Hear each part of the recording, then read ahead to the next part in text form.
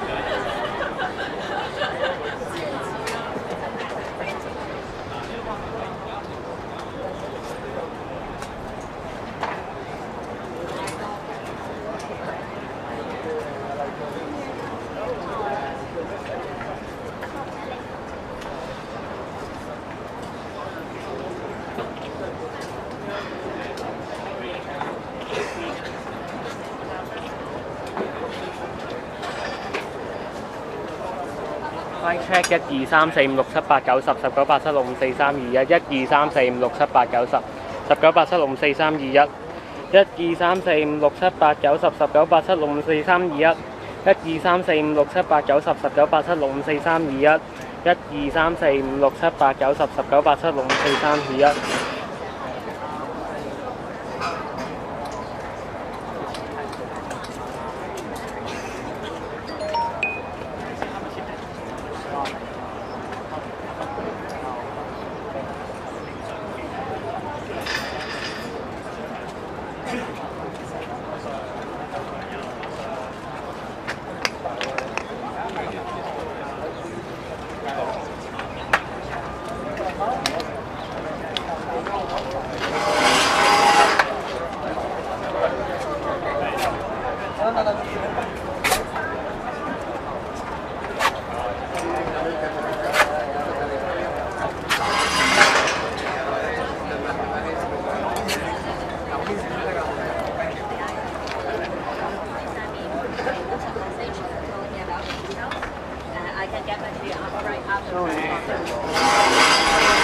Is that okay? Okay, great. 唔好意思咁多位，唔好意思啊。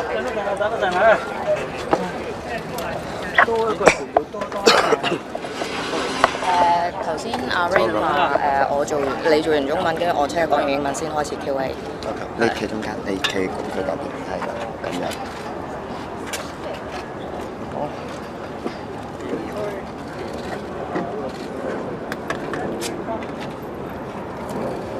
我講咗一陣嘅安排先。好好。For English media, our convener Jimmy will speak in Cantonese first, and then I'll repeat that in English. So you all have the language you need, and then we'll start Q&A for all press. Thank you. OK 未？剛才我哋香港每一個人都聽到林鄭月娥嘅發言，佢嘅成個發言嘅內容裏邊，其實得5個重點。第一，拒絕撤回送中惡法；第二，拒絕落台；第三，堅持屈香港人暴動；第四，多謝建制派支持修例；第五，多謝中共去支持佢修例。成個記招嘅內容根本不是講俾香港人睇，根本不是去回應香港人嘅訴求。香港人不會係滿足於林鄭嘅呢一個回應。我相信呢一件事情唔單單我哋香港市民係知道我哋唔會滿足，就連警方都知道香港市民係唔會滿意。你望下我哋身後嘅仍然係一個被封鎖嘅區域，就知道佢林鄭做完呢一個記招，警方仍然係非常之擔心，因為知道民怨只係被呢一個咁樣嘅記者招待會激得更加憤怒，而沒有消退。我聽完呢一個嘅記招，感到非常之失望同埋憤怒。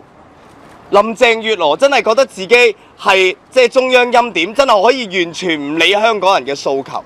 佢依家講嘅暫緩修例，我哋香港人經歷過係唔會俾佢呃㗎。12日可以上大會二讀，2個星期之內就可以強行通過一個表決。呢把就好似一把刀插咗喺我哋嘅身體上邊，就快刺中我哋嘅心臟。林鄭月娥依家話我哋唔會再插落去啦，但係死都唔肯掹翻出嚟。我哋知道，只要林鄭月娥輕輕一推，呢把刀就會切入我哋香港人嘅心臟。我哋香港人唔會接受，我哋嘅香港人嘅訴求一定係要求撤回呢一個送中惡法。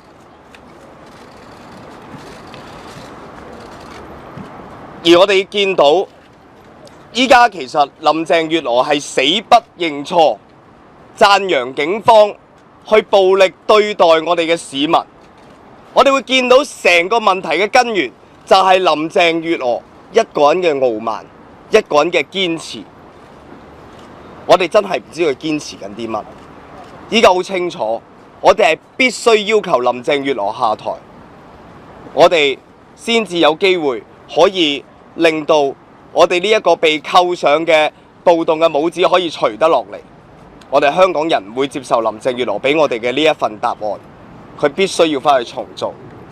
民陣之前講過嘅，立法會有會議，民陣就會有行動。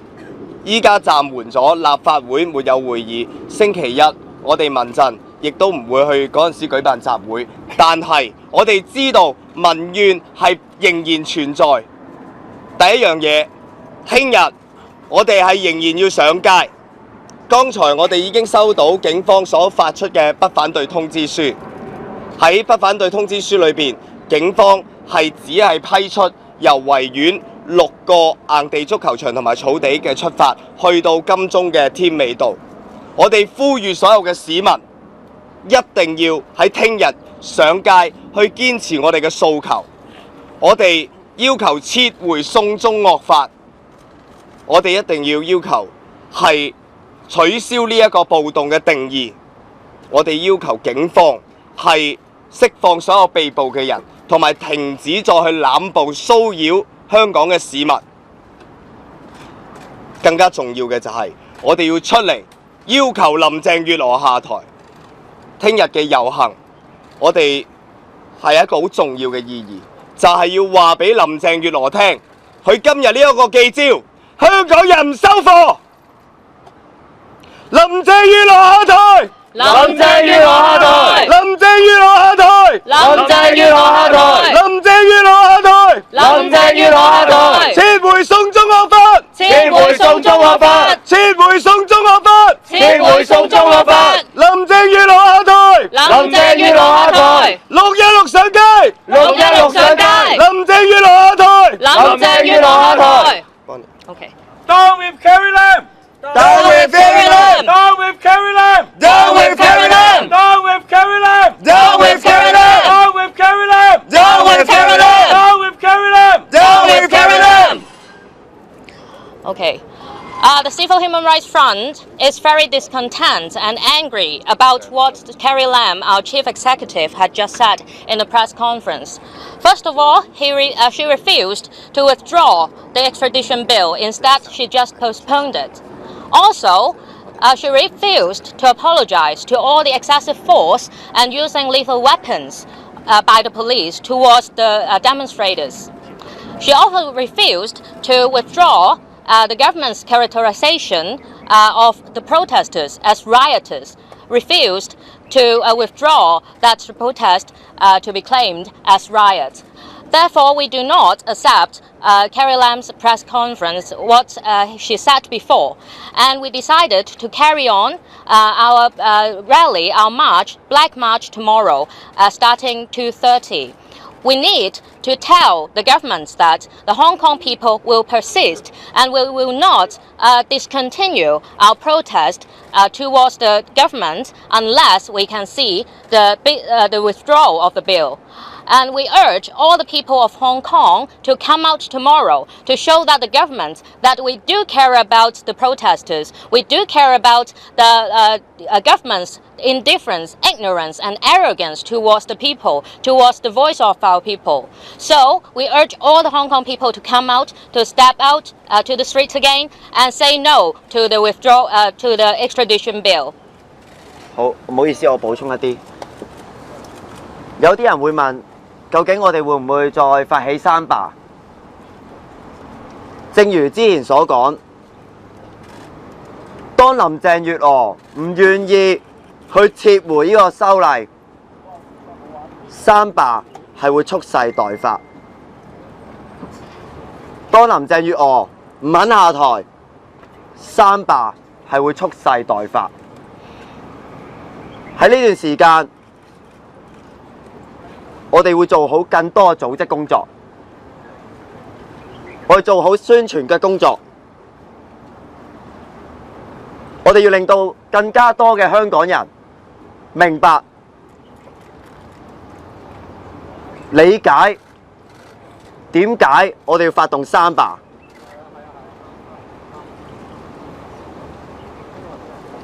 另外，我亦都好想同103萬嘅市民，曾經上街嘅市民去講，我好希望大家多走一步，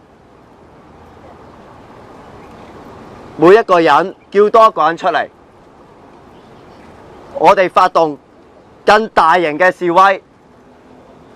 喺聽日，我哋要更多人上街，話俾林鄭月娥知道，你呢個記者會係冇回應到市民嘅訴求。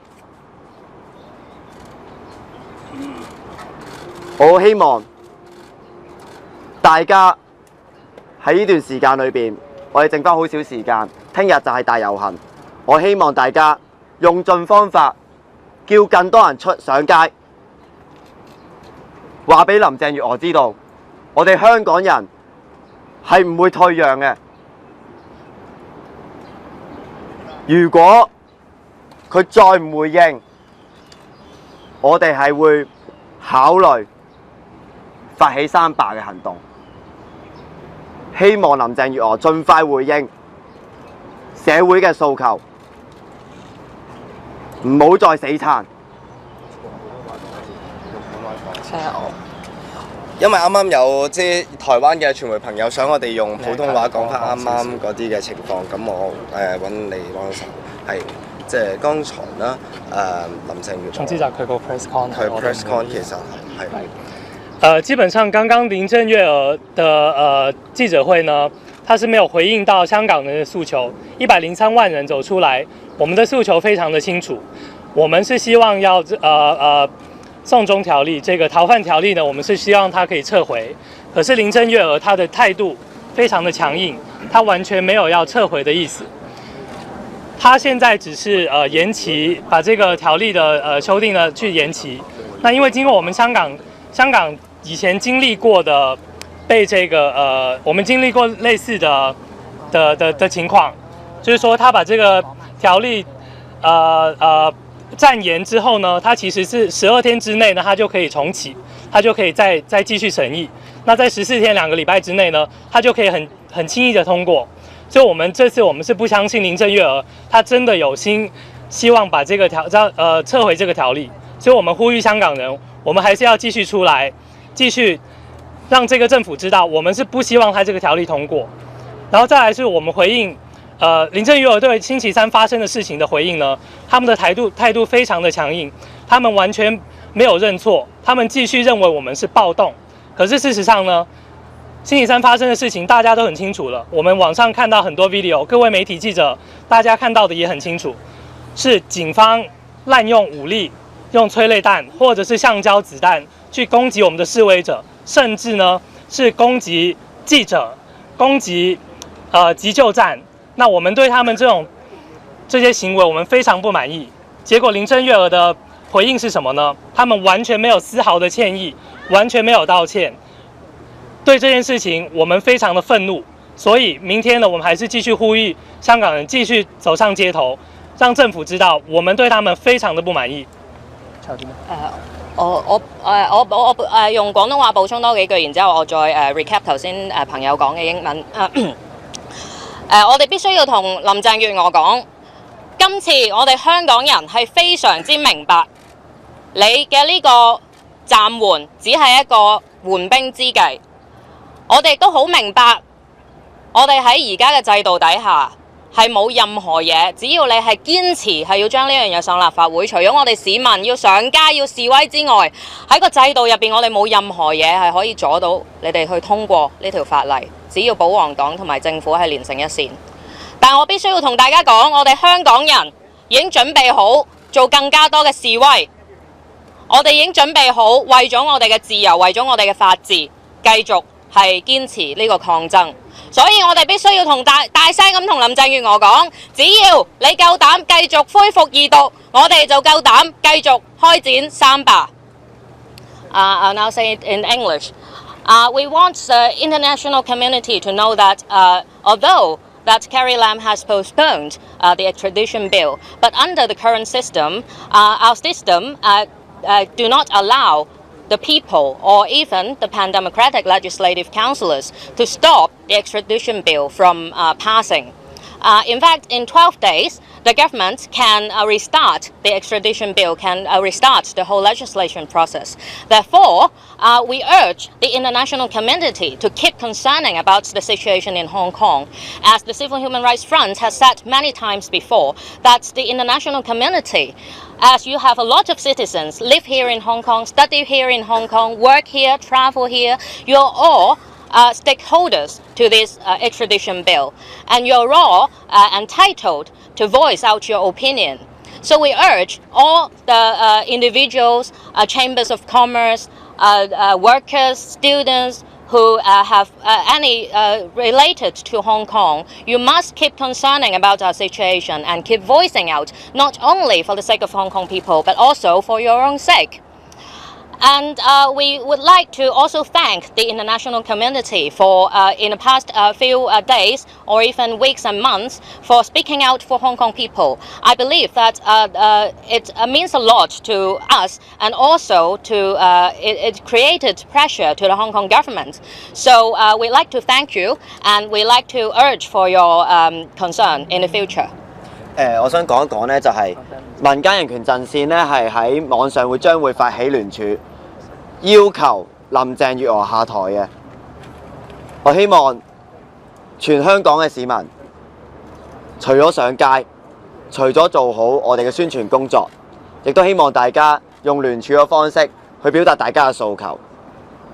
林鄭唔下台，林鄭唔下台，港人唔收貨，港人唔收貨，林鄭不撤回，林鄭不撤回，港人唔收貨，港人唔收貨，香港人，香港人再上街，再上街。OK。想問下，因為即係而家林鄭就話暫緩嗰個方案啦，咁預計聽日上街嘅市民嘅人數係會比上個星期多咗，定還是少咗咧？另外就係聽日即係個路線警方有冇講到話唔批出另外2條路線嘅原因係啲乜嘢咧？而聽日嗰個遊行嘅終點係咪會喺翻政總對出嗰個位置咧？好，首先答咗遊行路線嘅問題先。好，遊行路線上邊咧，警方係話咧多個嘅起點咧，警方佢哋係難以去即係維持秩序咁樣，所以咧即係堅持係只會批出一個起點一個終點咁樣。咁依家咧就係由維園整個維園出發啦，係去到呢一個金鐘添美道嘅即係呢一個嘅上邊同埋立法會道。咁呢一個就係嗰個情況。你第一條問題係乜嘢？係話即係而家話暫緩個方案啦，預計聽日上街嘅市民嘅人數會比上個星期多定還是會少咗咧？喺過去呢一個星期裏邊，我哋見到發生太多令香港人心痛、憤怒嘅一啲嘅事情。今日記招林鄭月娥所講嘅內容，固然係完全沒有去回應香港人嘅訴求，直情係當香港人冇到。而喺過去嘅一個星期裏邊，我哋見到好多示威者係被警方武力鎮壓，示威即係被驅散之後，警方不停地去濫捕、濫控，整條街上邊都係佈滿警察，成個香港係陷於一個白色恐怖嘅當中。香港人嘅憤怒係去到前所未有嘅地步。我哋係呼籲市民聽日一定要上街，我哋要再次出嚟，我哋係要話俾我哋嘅全世界知，我哋香港人係會堅持落去，為咗我哋守護我哋嘅香港，我哋唔可以去任由我哋嘅香港人俾人扣上暴動嘅帽子，我哋不能夠容許我哋嘅香港人去被我哋嘅政府用政治檢控嘅方式去亂告一個非常嚴重嘅罪名。咁所以預計嘅人數係擔心人少咗，其實即係比上一次星期日，因為即係今次記者會即係出咗嚟之後，可能大家冇咁擔心，即係聽日嘅人數會少咗。我想講呢一個記招冇解決過香港人所擔心嘅問題，呢一把刀仍然插喺香港嘅心臟嘅外邊。只要林鄭月娥輕輕一推，3個星期之內、4個星期之內、1個月之內，就已經可以將呢條法例去強行通過。佢依家唔係擱置，只係暫緩，12日通知立法會，2個星期之內60個鐘頭開會就已經完成。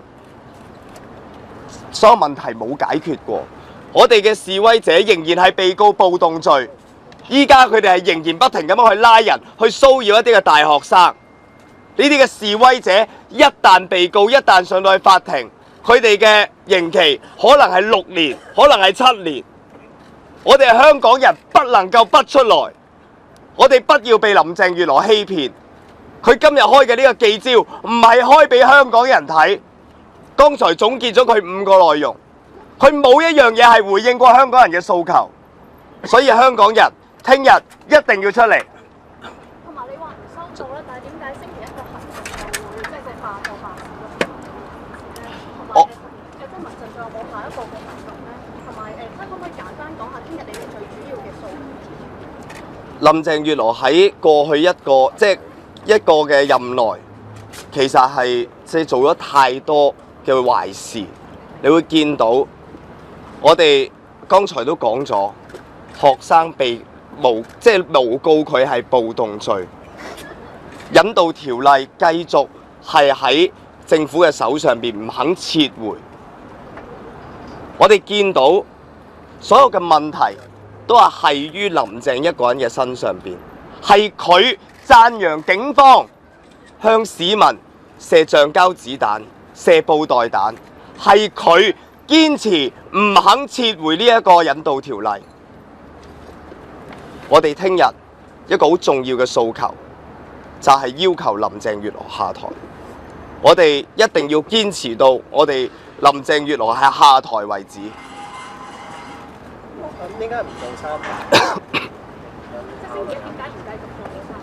我哋3罷嘅目的係為咗包圍我哋嘅立法會，我哋呢一個嘅集會嘅行動。我哋之前民陣都講過，議會有會議嘅時候，我哋民陣係一定會集會。依家我哋嘅議會係未有會議嘅時候，我哋係要回落到去社區，蓄勢待發。我哋其實見到喺琴日都有一啲嘅人呢係落去社區裏邊係播翻警察武力鎮壓嘅一啲嘅片段，去話翻俾地區知究竟係發生咩事。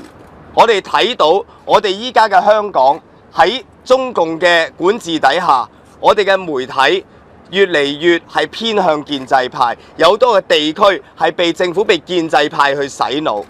喺未來呢一段日子，政府既然去暫緩呢一個修例，我哋民主派，我哋係香港嘅市民，我哋就要把握呢一個空間，我哋要回到去社區，做好公民嘅教育，蓄勢待發。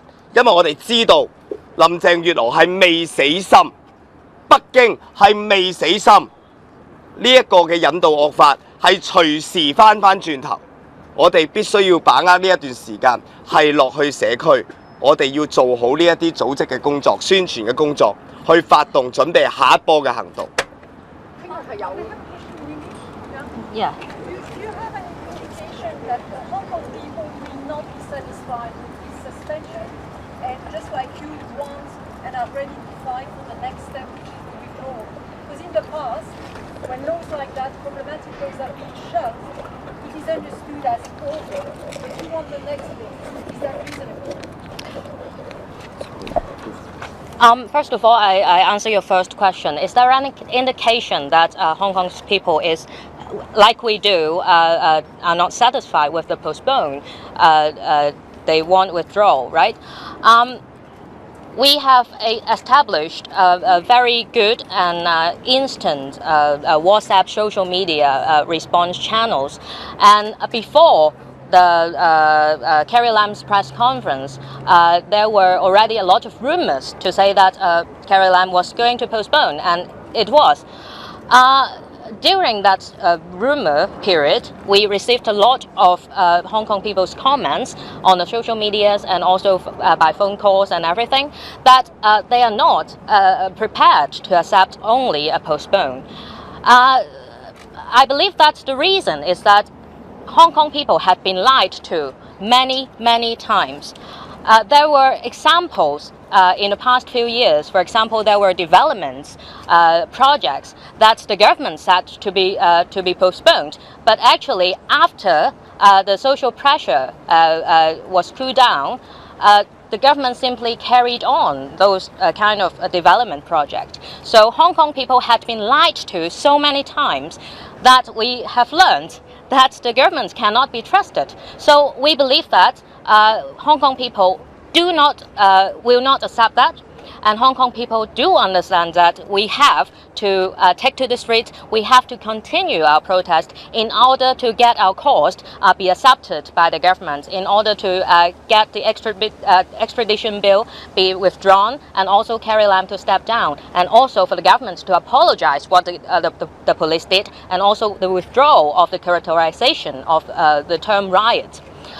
Therefore, we have to carry on. We urge all the people of Hong Kong who support our causes to come out tomorrow. We see you at Victoria Park at 2:30. But Bonnie, do you think the police action on Wednesday would it spark more people to turn up to the street tomorrow? And are you actually concerned that basically people will have a false sense of security now, and they think that, oh, we have achieved our goals already because the bill is not eligible currently?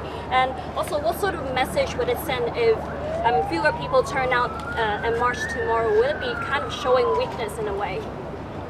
Well, as I said, we do believe that Hong Kong people, as we have been lied to so many times, that Hong Kong people do understand what is happening, and we can see through the lies by Carrie Lam.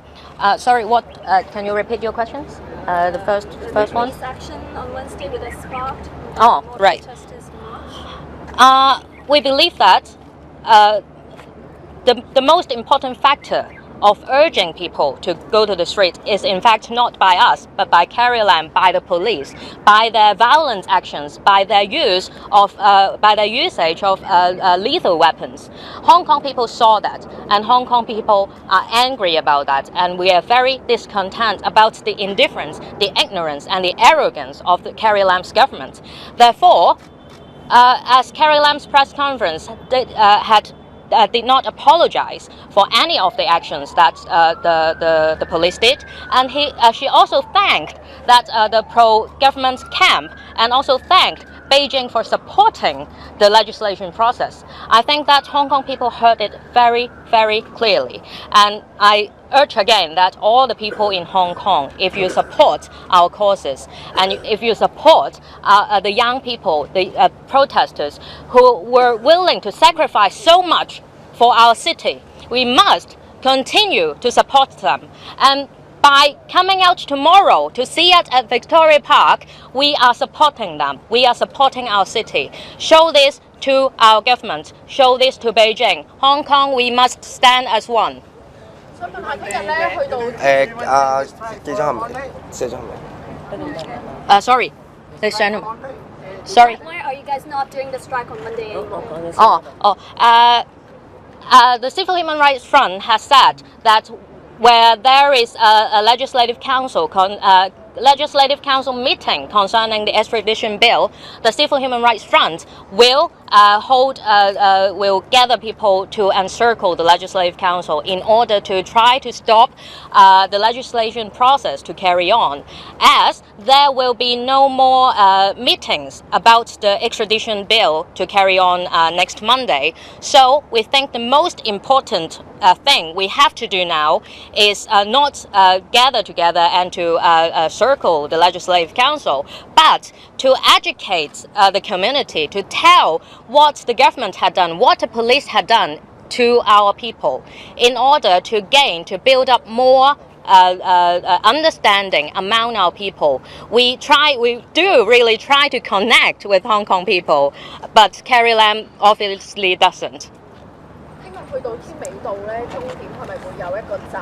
去到幾點會有啲乜嘢後續嘅活動？我唔係好明你。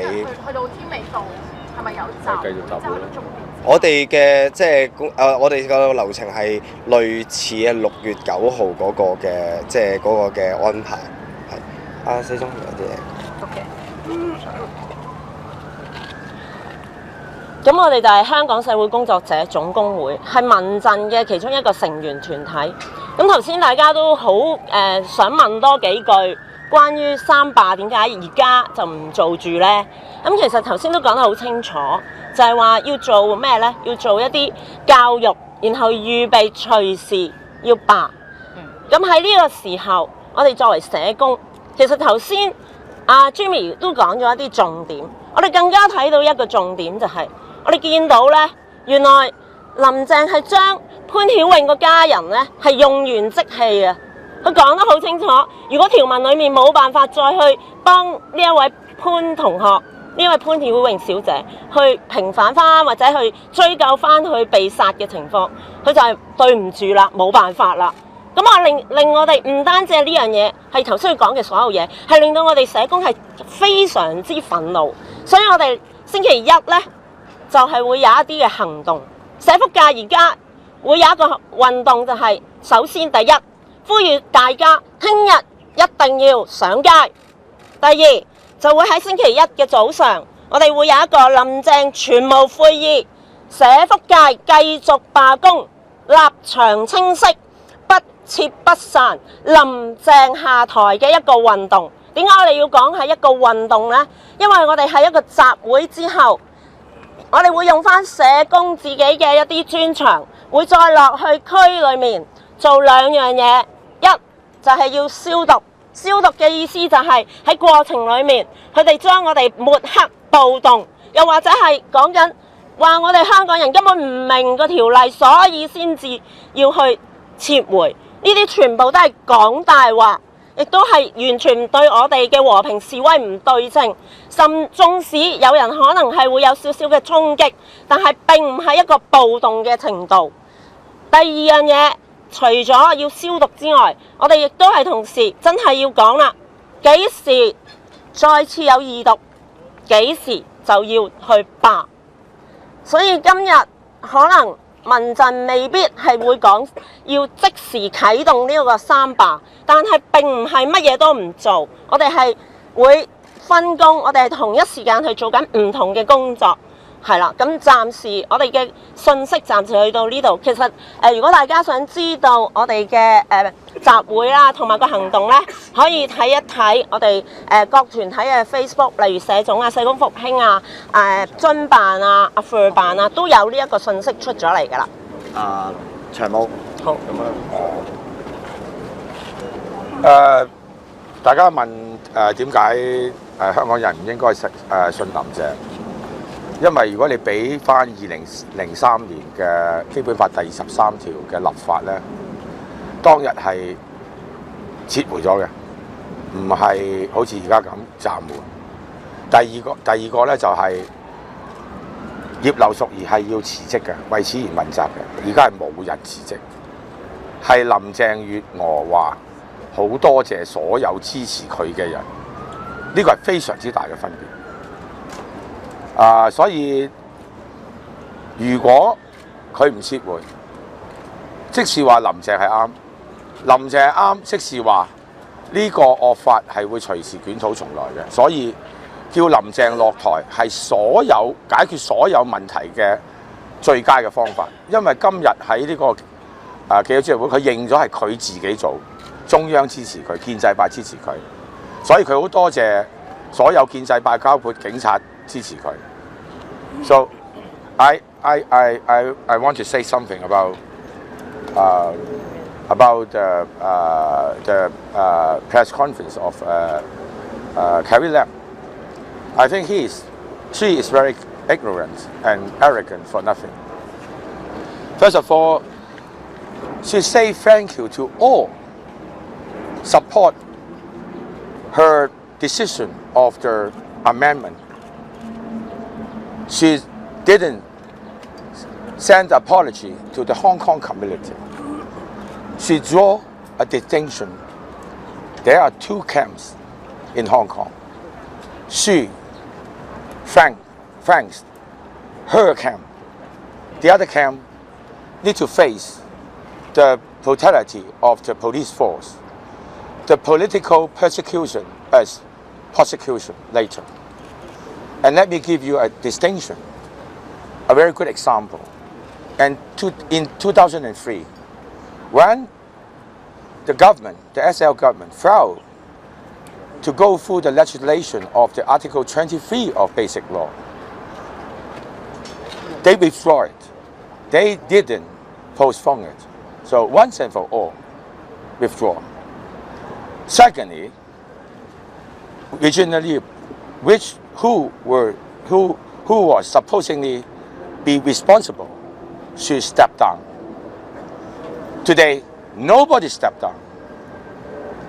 Okay? So if Carrie Lam say that, she always say that, I'm a Catholic Church person, I am a stateswoman, follow the step of Theresa May. Theresa May resigned for what? For lack of leadership. For she cannot provide a Brexit plan and divided Britain. So, Carrie Lam, listen to me. Follow the step of Theresa May. Be courageous. Be courageous. Step down. Otherwise, you will be bring down. You will be brought down by the Hong Kong people. Bring down by, okay? That's what I say to Carrie Lam. You are hypocrite. You are hypocrite. 我想清晰一下咧，而家民間人權陣線係發起啲乜嘢？第一係全球聯署，希望今日所有市民都參與我哋嘅全球聯署。呢個係要求林鄭月娥立即下台嘅聯署。第二，聽日全香港市民同我哋一齊着黑衫、掛白絲帶，一齊由維園出發，遊行到添美道，參與由民間人權陣線發起嘅大遊行。我哋要求林鄭月娥立即下台。呢個就係我哋而家暫時嘅回應，亦都係我哋嘅行動。我哋嚟緊再有更多行動，我哋都會再通知大家。I only have 2 questions.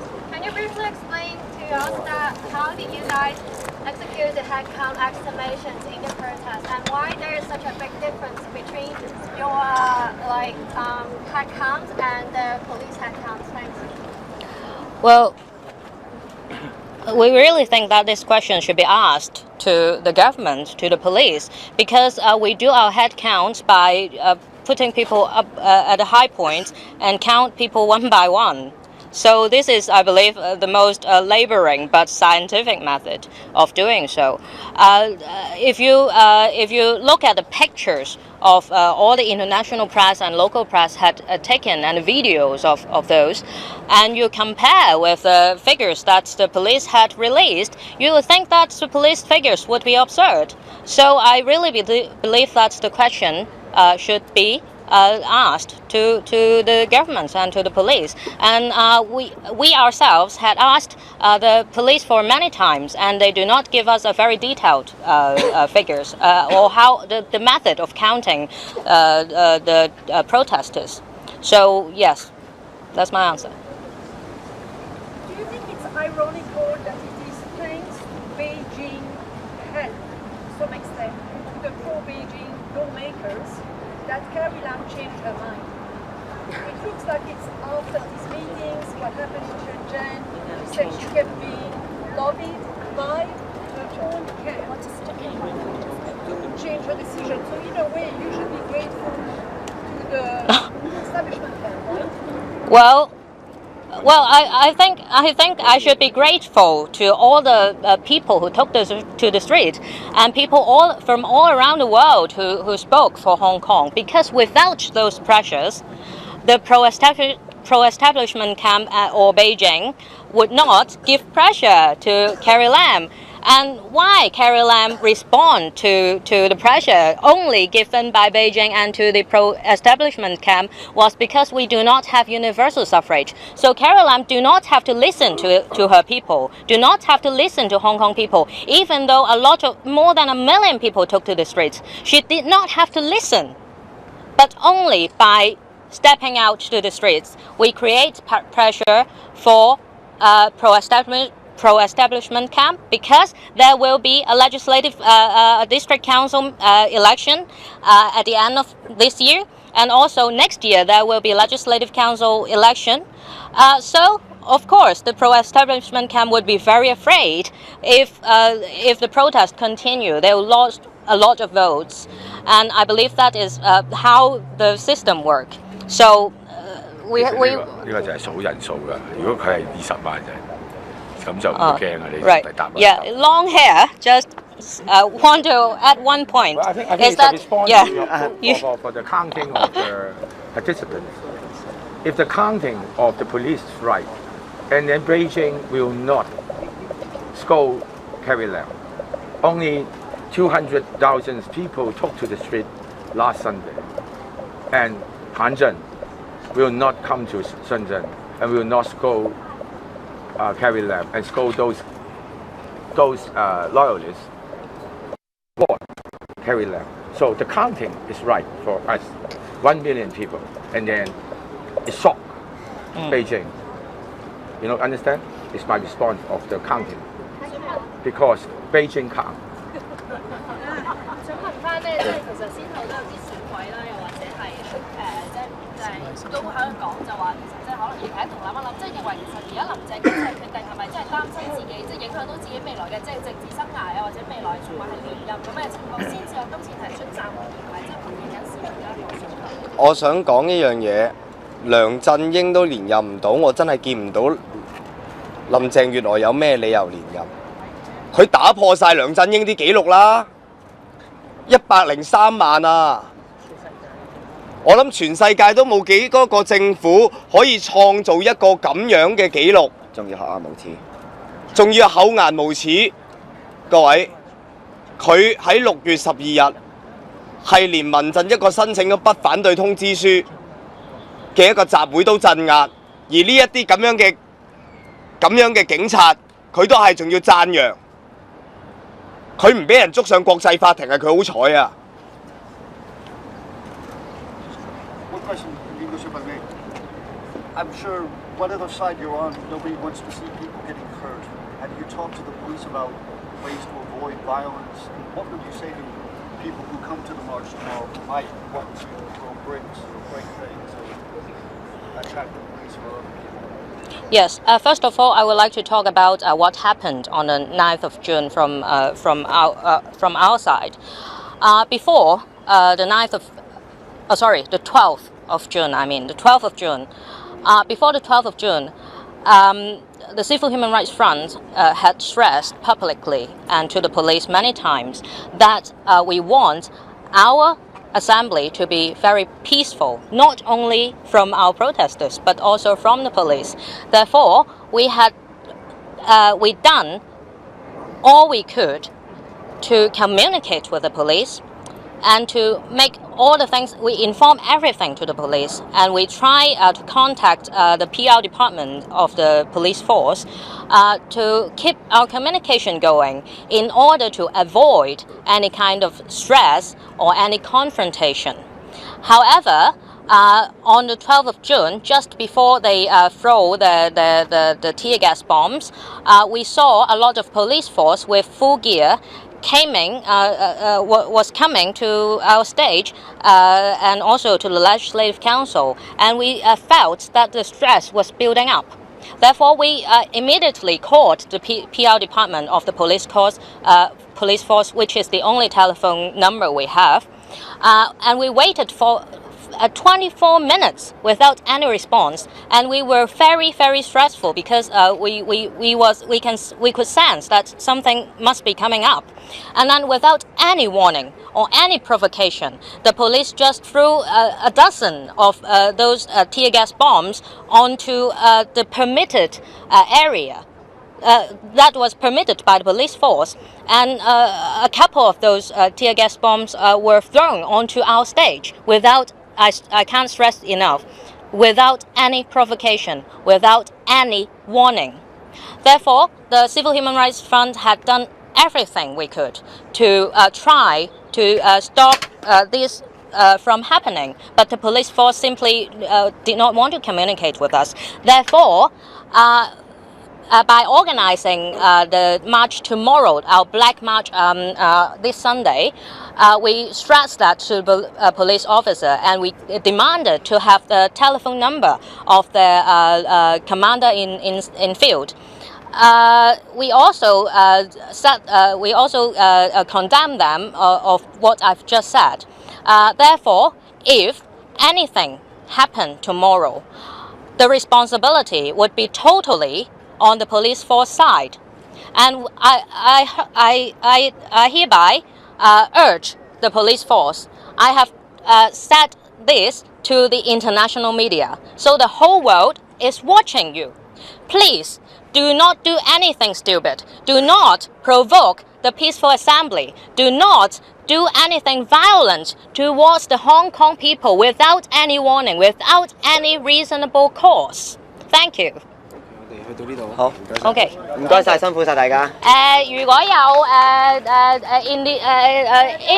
individual interview, please contact Ray. Thank you. 中文同埋國語啊 ，Jimmy。Wait a second, please. Wait a second, I'm coming out. And Paul. Hi. Hi. Elizabeth from Yes. Singapore. Sorry, I need to do a promise. So I play your names. I oh, just need your Bonnie name. Leung, Leung. Okay.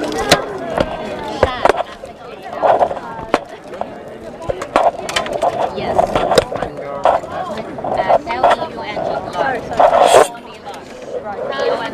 And your colleague with the brown hair? Yes. Don't worry, they're just asking my last name. Yeah, sorry, just give us 1 minute. Yeah. And the guy with the Yes, but later I promise.